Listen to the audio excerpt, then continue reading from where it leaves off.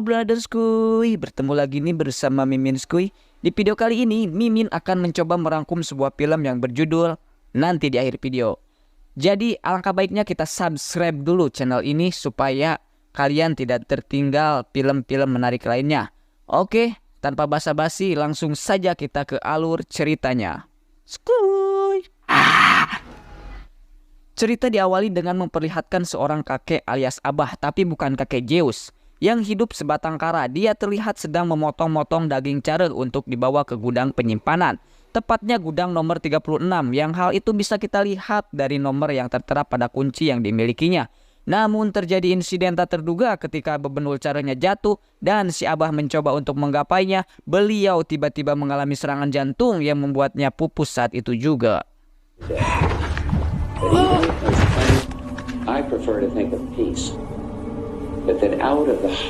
Kisah akan berfokus pada seorang om-om pertengahan umur yang bernama Samsul. Biasa dipanggil Sam. Dia adalah seorang pria luntang-lantung yang tidak memiliki pekerjaan tetap, yang hanya mengandalkan pendapatan dari membeli dan menjual kembali barang-barang bekas dan antik yang dibelinya dari gudang 24 jam alias tempat penyewaan gudang penyimpanan khusus untuk orang-orang yang tidak punya gudang pribadi di rumahnya.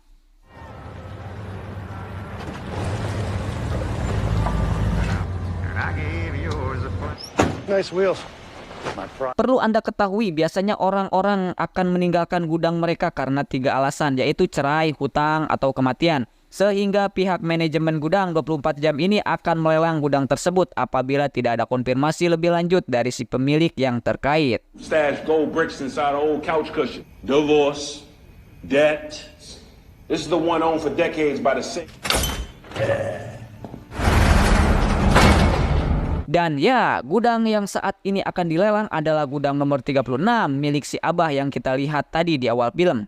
Di mana si pengelola melelangnya kepada para pembeli, yang salah satunya orang yang beruntung tersebut adalah Sam yang berani membelinya dengan harga $400 atau setara 6 juta rupiah yang didapatnya dari Bang Emok.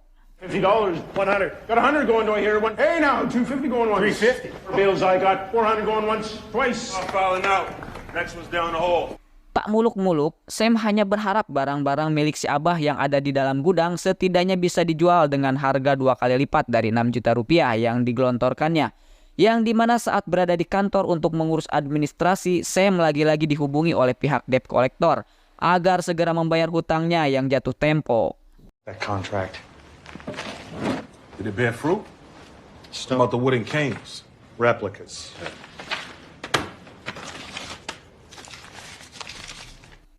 Setelah membereskan administrasi, si pengelola memberitahu tentang asal-usul si abah pemilik gudang yang bernomor 36 ini, bahwa beliau sudah menyewa gudang ini dari sejak awal buka, yaitu pada tahun 1945, di mana si pengelola cukup penasaran dengan apa yang dilakukan oleh si abah ketika dia melakukan ritual loncat pocong sebelum masuk ke dalam. Dan selama puluhan tahun si abah hampir setiap hari memeriksa gudangnya dengan membawa sesuatu di dalam tasnya dan keluar dengan tas yang sudah kosong, yang mungkin saja isinya sangat berharga, yang barangkali akan membuat Sam untung besar. Here's the hopping again. Enjoy. I'm the one tipped you off. Ketika Sam keluar untuk mengambil tas di dalam mobil, dia tak sengaja berpapasan dengan seorang wanita tua yang bernama Amelia, yang ternyata adalah kerabat dekat si abah yang bermaksud untuk membayar keterlambatan uang sewa gudang nomor 36. Dan si pengelola pun cukup terkejut karena sudah terlanjur menjualnya kepada Sam. Sehingga Amalia disarankan untuk melakukan negosiasi pada Sam yang kebetulan masih ada di luar. Mr. Eddie, Disconnected. I tell you I won. Well, whose fault is that? You. You see that guy right there? See him. Maybe you can get... Amelia pun langsung menemui Sam untuk meminta izin masuk sebentar ke dalam gudang karena di sana masih terdapat beberapa barang pribadi milik si abah seperti foto, kartu keluarga, surat-surat penting dan lain-lain. Yang karena Sam merasa sudah memiliki hak atas gudang tersebut, Sam pun menolak permintaan Amelia dengan cukup tegas dan agak sedikit kasar. Said I speak to you. These photos are personal stuff, you know? Mary's mine now. You understand? No, from here. I took 2 buses. Leave. They are there to you, Mr. Appleton. You $1,000 bucks. You can have what's left in there. This is yours. I bet you can still use it. Sambil kuku lutut, Sam pun menyalakan lampu manual yang memang akan mati secara otomatis setiap 5 menit sekali, di mana Sam langsung masuk ke dalam gudang dan mulai memeriksa barang-barang berharga yang mungkin bernilai tinggi.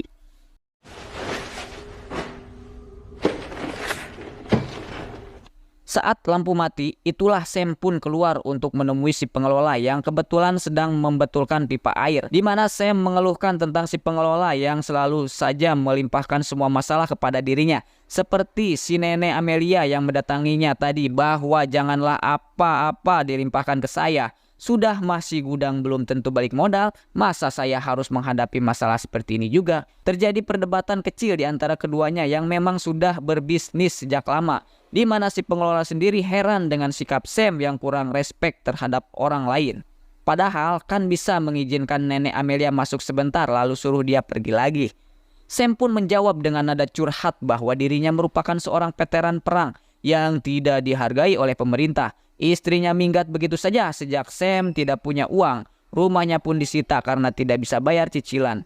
Yang dengan semua kesialan itu, Sam pun memiliki mindset untuk menolak bersikap baik terhadap orang lain karena merasa bahwa orang lain pun belum tentu peduli terhadapnya. Setelah bolak-balik ngangkut barang ke dalam mobil, Sam pun menemukan sebuah album foto berisi si Abah yang ternyata pernah menjadi bagian dari kesatuan tentara Nazi di bawah pimpinan Bapak Adolf Hitler, di mana Sam sama sekali tidak peduli terhadap barang-barang tidak berharga seperti itu dan tetap fokus pada barang-barang yang memiliki nilai jual tinggi. Balelol. Salah satunya papan berbentuk bulat yang tak sengaja menggulutuk di pojok ruangan. Selesai dengan mengangkut beberapa barang yang dianggap memiliki nilai jual, Sam pun langsung masuk ke dalam mobil untuk pergi ke toko langganannya yang biasa menaksir harga barang-barang bekas, tetapi tiba-tiba... It's okay. Tomorrow. Ya, Sam pun dihajar oleh seorang debt collector yang meminta Sam untuk siapkan uang sebesar $12.000 tepat jam 9 esok pagi. Juga sempat merusak kaca mobilnya sebagai bentuk ketegasan seorang penagih hutang.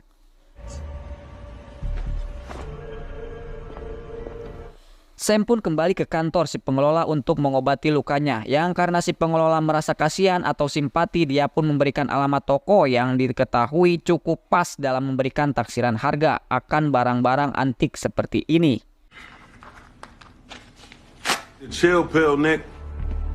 Beliau bernama Agatha, sang pemilik toko sekaligus kolektor barang antik yang tertarik dengan beberapa barang yang Sam bawa seperti dudukan lin yang terbuat dari emas ini. Namun perhatian Agatha langsung teralihkan ketika Sam menunjukkan sebuah papan bulat kayu dengan simbol pentagram. Dan... You ever seen it? Ya, terdapat 3 sebuah buku dalam papan tersebut. Semuanya bertuliskan bahasa Latin yang kuno, sehingga Agatha kesulitan untuk menaksir harga akan buku-buku tersebut. Namun dia langsung menghubungi sahabatnya yang ahli dalam menilai buku-buku kuno seperti ini. Feel, she's a beauty. I'll go call my guy about some very interesting items. Beliau bernama Roland, seorang kolektor buku yang langsung tertarik saat melihat ketiga buku yang Sam bawa, di mana Roland mengatakan jika papan tersebut disebut sebagai papan pemanggil arwah. Dan ketiga bukunya berisi simbol dan mantra khusus semacam panduan atau tutorial untuk melakukan pemanggilan arwah. Yang menurutnya buku dan papan ini pernah digunakan oleh para ahli sihir supranatural Nazi pada zaman Perang Dunia Kedua. Balelol wae. Roland mengatakan jika masih ada satu buku lagi yang merupakan jilid terakhir, berisi tata cara untuk menyegel iblis di muka bumi, di mana Roland berani membayar ketiga buku ini seharga $10.000 atau sekitar 150 juta rupiah. Namun apabila Sam memiliki buku terakhirnya, Roland berani membayar sebesar $300.000 atau setara 4 miliar lebih untuk satu buku langka tersebut. I would say 10,000 for all three. In excess of 300. Tak ingin kehilangan kesempatan emas ini, Sam pun langsung mengajak Roland menuju ke gudang yang memang Sam sendiri belum sepenuhnya memeriksa seluruh barang-barang yang ada di sana. Roland pun bercerita mengenai asal-usul gudang penyimpanan tersebut yang diketahui didirikan pada tahun 1940, 5 tahun sebelum si Abah menjadi penyewa tetap gudang nomor 36. Dari cerita yang beredar diketahui sang pemilik gudang merupakan seorang yang rakus dan serakah, juga merupakan seseorang yang cukup kental atau lekat dengan okultisme atau kepercayaan terhadap hal-hal supranatural seperti sihir, iblis, jurig jarian, dan lain-lain. Nah, suatu hari si pemilik gudang diketahui mengalami kebangkrutan akibat kebiasaan buruknya, yaitu bermain judi tidak pakai Zeus ya guys ya. Sehingga untuk mengembalikan keadaan, si pemilik yang kental dengan okultisme pun nekat melakukan ritual terlarang untuk memanggil roh jahat atau iblis, dan dia menjadikan saudara perempuannya bernama Dottie menjadi medium untuk dirasuki iblis jahat tersebut. Yang mana si pemilik pun menjadi seorang pengabdi setan agar bisa memiliki harta melimpah demi bisa memulihkan kondisi finansialnya. Sesampainya mereka di gudang, Sam langsung memindahkan barang-barang yang tersisa ke dalam mobil. Sementara Roland fokus untuk mencari buku, termasuk petunjuk mengenai siapa sebenarnya si Abah ini. Dan justru Roland tak sengaja menemukan beberapa koran yang berisi tentang hilangnya gadis sosialita adik dari pemilik gudang ini yang bernama Dottie. Where are you? Selesai memindahkan sebagian barang-barang yang berukuran besar, Sam dan Roland pun akhirnya menemukan sebuah fakta menarik tentang gudang berukuran kecil ini, yang ternyata terdapat ruangan rahasia di balik dinding yang mungkin saja si Abah menaruh barang-barang berharganya di dalam sana.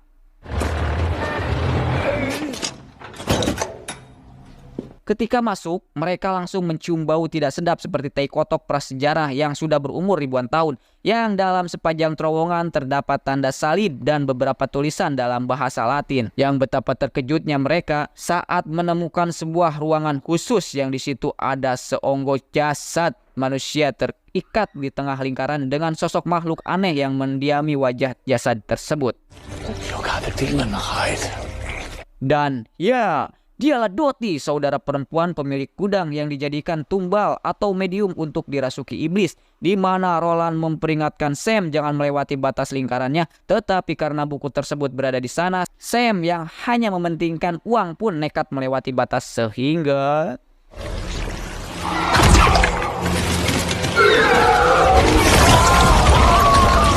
ya, Roland pun tewas dilahap oleh iblis bertentakel dan bernekeboy. Ini di mana Sam langsung mencari jalan keluar sambil disibukkan untuk menyalakan lampu dan terus mati secara otomatis.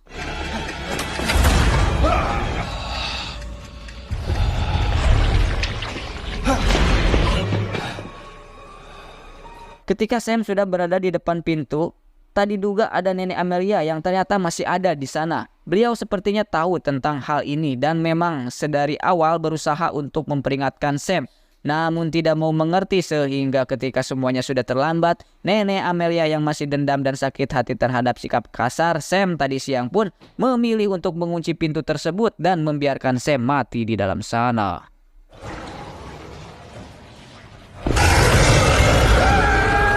Selamat. Oke guys, jangan lupa di subscribe channel ini ya guys ya. Jadi film ini berjudul Cabinet of Curiosities Season 1 episode 1 lot 36 ya guys ya. Jadi kalian tinggal cari saja di mana ya guys ya kalau mau mencari film yang fullnya ya guys ya. Jangan lupa dukung terus channel ini supaya upload terus ya guys ya. Supaya kita di sini semakin semangat uploadnya ya guys ya. Supaya ya guys ya, ya guys ya, ya guys ya, ya guys ya. Skuy.